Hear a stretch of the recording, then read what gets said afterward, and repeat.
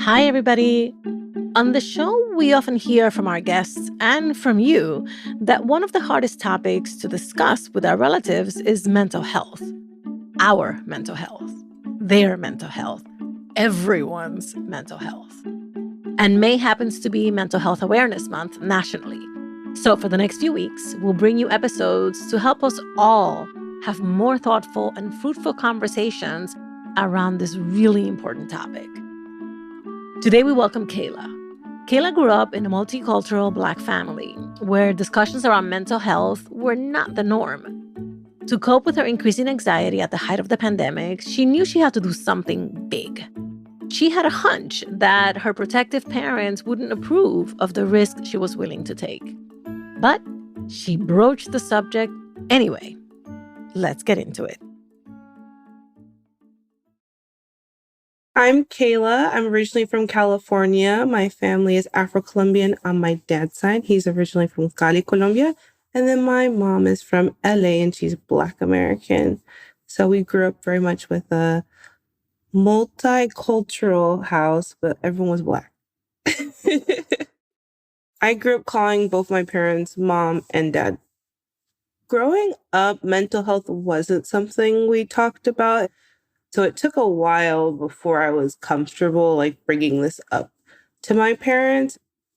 I grew up in the Bay Area. And then after my brother, who's the youngest, had graduated, my parents decided to move to the small town called Walla Walla, Washington. It's very pretty wine country, but it's very isolated.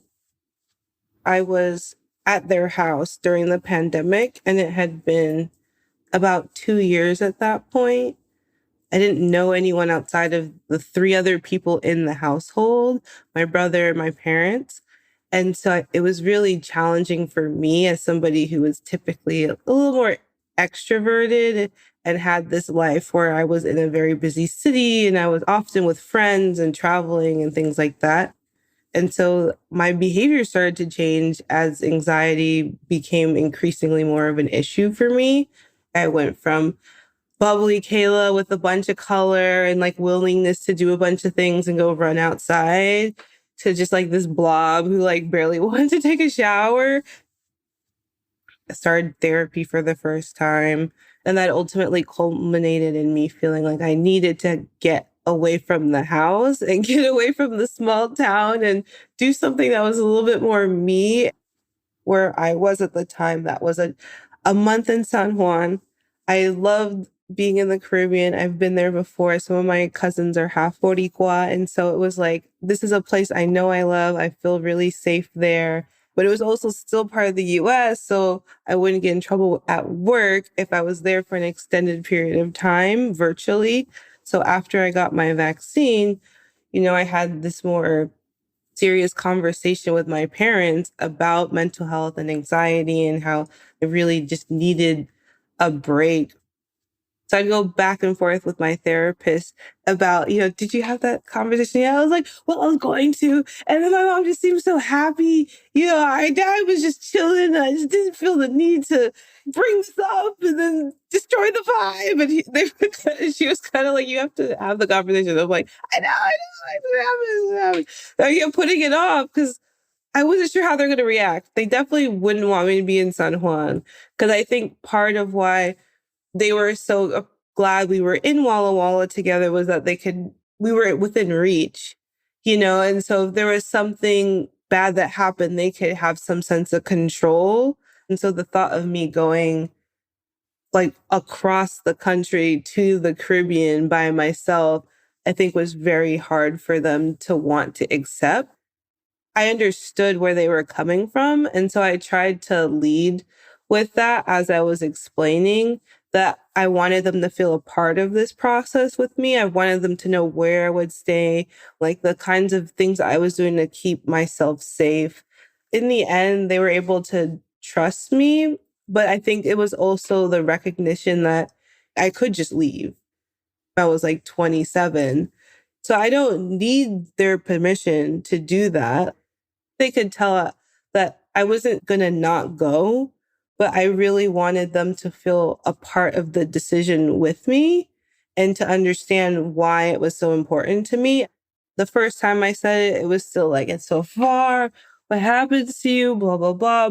It made me second guess a little bit because I could see how scared my mom was in particular and my dad too. But then I also had to take a step back and realize that they act that way even if I go outside for like to get a taco. Like every time I went outside to get fast food, my dad would be like, was it worth your life? Was it worth my life? My parents were very strict because they have a lot of health issues. So we really didn't leave the house at all. There was a point where it was kind of like, if that's the reaction for me to go get French fries at drive-thru with a mask on and a vaccine, then they're going to react that way to everything. And there's a point where I have to also step back. I couldn't just take everything they said at face value, because if I was, that was part of why I was so anxious. While I was there, I would call regularly and show them photos. And I think they could see I was becoming more myself. I'd kayak or snorkel every day by myself. I saw, honestly, the best sunset ever. This orangey color that reflected on the water. And so I was sitting here illuminated by this beautiful sunset. The water's just glowing and you see just all these fish. And it was honestly the most calm and at peace I think I've ever been. And so for me to have that experience, but also know that a couple of weeks ago, I was at my wit's end. Should I get on this plane? Should I do this thing? Back and forth in my head was just, I think, a real big win for me personally. I'm somebody who tends to know, like, in the back of my head, for me, this is the right decision. And so I just have to kind of keep pushing forward. Hi, everybody. Juleka here. I'm the host and creator of How to Talk to Mamí and Papí About Anything. And I want to invite you to be on our show. If you're an adult and a child of immigrants from anywhere in the world, I'd love to talk to you about those conversations that are hard but necessary. Things about politics, dating, career, parenting. Seriously, no topic is off limits. Send us an email at hello@talktomamipapy.com and let's get you on the show. That's hello@talktomamipapy.com. See you soon. Hi, everybody. I'm Juleka Lantigua, the creator and executive producer of How to Talk to High Achievers About Anything. And I'd like to invite you to be a guest on the show. Every episode, we talk to Black and brown folks striving to do big things and looking for ways to level up. Licensed psychotherapist Devon Lewis offers feedback about aspirational challenges we all face. Things like imposter syndrome, perfectionism, and especially how we define success. We'd love to hear about your triumphs and where you still trip up sometimes. Send our producer, Virginia, an email so she can get your story on the show. She's at virginia@lwcstudios.com. I was so impressed by Kayla's determination to prioritize her mental health and well-being. Shout out to you, Kayla. Seriously. But I was also touched by her willingness to bring along her family in her decision-making process. That is #maturity. Kayla's experience also made me wonder, what can we as first gens do to feel more comfortable making our own decisions and taking action around our mental health, especially when it means going against our family's opinions and advice? How can we do this without damaging our relationships or without being weighted down by their fears and concerns? To help us figure out, you know what I did? I called in an expert. My name is Carmen Cusido. I'm Cuban-American based in northern New Jersey, and I am a mental health advocate and writer. Simple question, as always. As you listened, what did you hear in Kayla's story? Well, I thought she was very brave to share her story, of course. The conflicts that someone faces when they're dealing with family that tend to be overprotective. I could hear that when parents and other family members just feel this need to protect their child or their niece or whatever you are to them. And then to set boundaries and to do what you need to do for yourself is very difficult, but it's also very brave.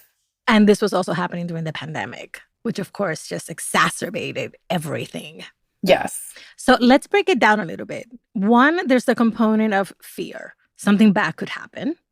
But the other is also the element of, I can't control you if you're not near me. So are there different ways to approach addressing those two things?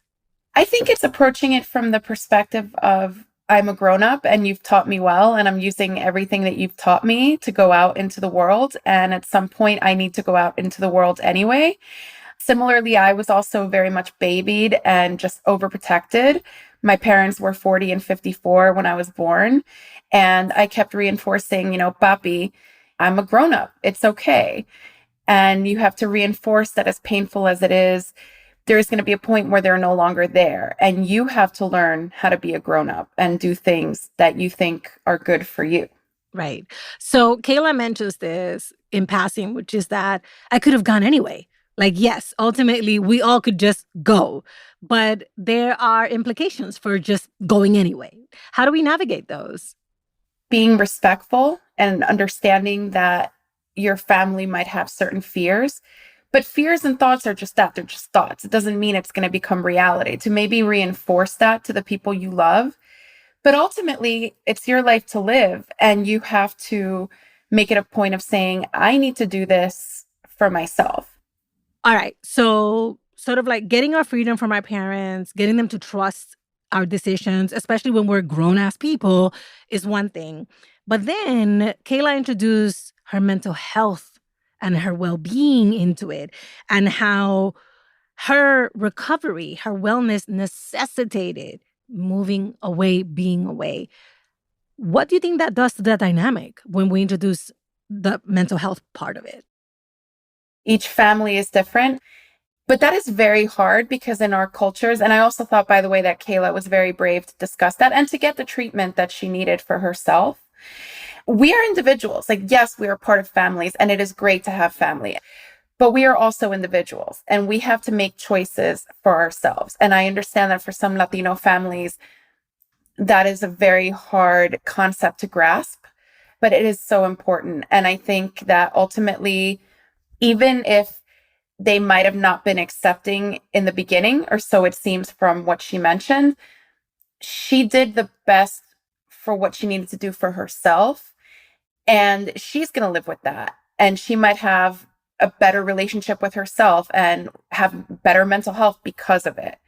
And ultimately, that, I think, is what's most important. So how does one prepare to have this conversation? From our side, what do I need to do to come into this conversation? And in most instances, a couple of times, we'll have to talk about it, which was her case. How do I enter into that as prepared as I possibly can? If you're going at it, digging your heels in and saying, I'm doing this, period, full stop, that's it, you're going to become more defensive. And then the people on the receiving end are going to become more defensive as well. And so I think if you approach it from a point of view of, I understand that you care about me and that you're saying and doing these things from a place of caring, but this is what I need to do for myself. And I'm going to need for you to respect these choices.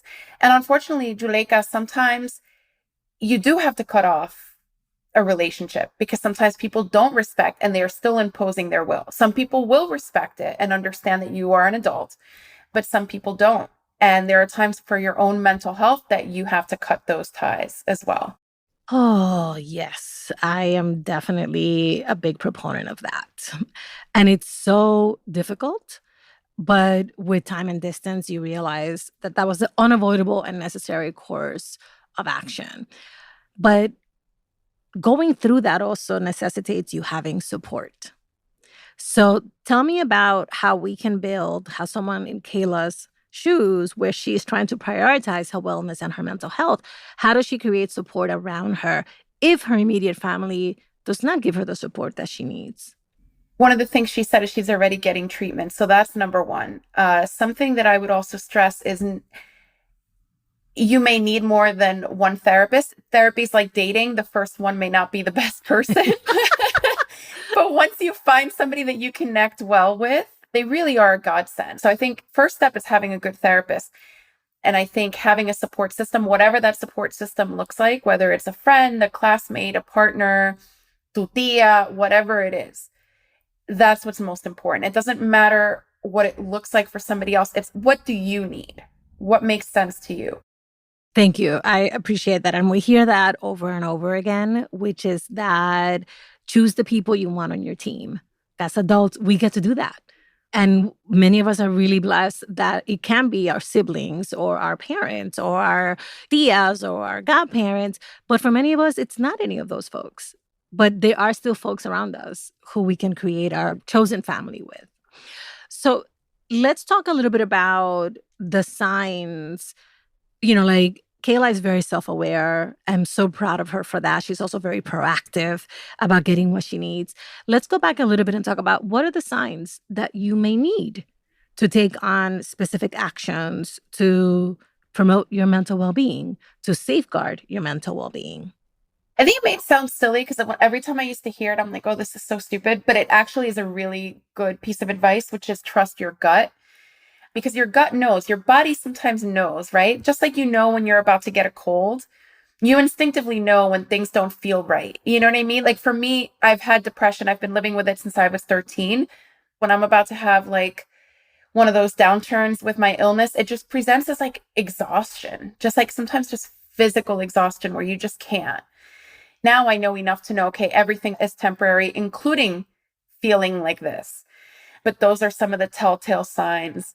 Or also where you feel like you're feeling voiceless, like somebody is telling you something and you're more concerned with appeasing them than doing something that's true to yourself. And we all know what that feels like for us, what feels authentic to us and what doesn't. We always know what the answers are within us. And sometimes we end up second guessing ourselves. And Juleka, one of the things that I know has helped me listen to my gut more, so to speak, is meditating, so that it clears out all the rest of the noise that's going on. But also journaling, because as you're journaling, you're trying to understand, okay, what is the best decision here? Our bodies already know the answers. We just have to tune in and listen a little bit more. And if there's something else that I can say, and this is painful, but it's true, the more you heal from whatever you are going through, the more you will see differences in your group of people, your support system, because some people will remain unhealthy, unfortunately, or certainly unhealthy for you. And then you have to make those choices. Am I going to continue in this relationship that's bringing me nothing but grief? Or am I just going to move on and find other people who respect me and who love me for who I am? Oof. And that's the word for today, people. All right, final question. What are some resources that you would recommend for folks who maybe don't have any experience getting mental health help, who don't know where to turn?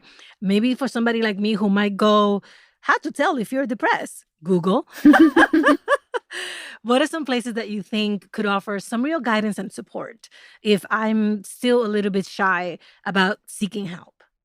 So the first thing I would suggest is start with your health insurance, because they could provide guidance on who is in network, for example, or with your primary care doctor, because they would know other people to refer you to. There's also organizations out there, like the first one I can think of is NAMI, the National Alliance on Mental Illness, NAMI. And you can go on their website as well.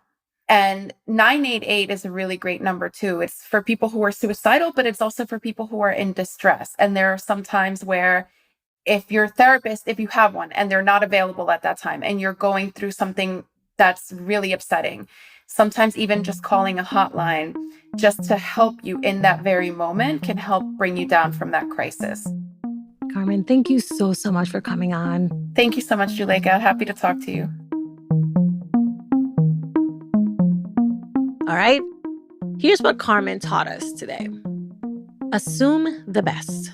When discussing your mental health care decisions with loved ones, assume that any resistance you encounter comes from a place of caring. This way, you will avoid getting defensive and can respond with empathy instead. Trust your gut. Pay attention to your body and your inner voice. Meditate, journal, or spend time alone to help quiet the noise around you and tune in to what you want and need. And remember, know when to walk away. Some family relationships will remain unhealthy even as you heal. Recognize when these relationships no longer serve you and create a different support system for yourself.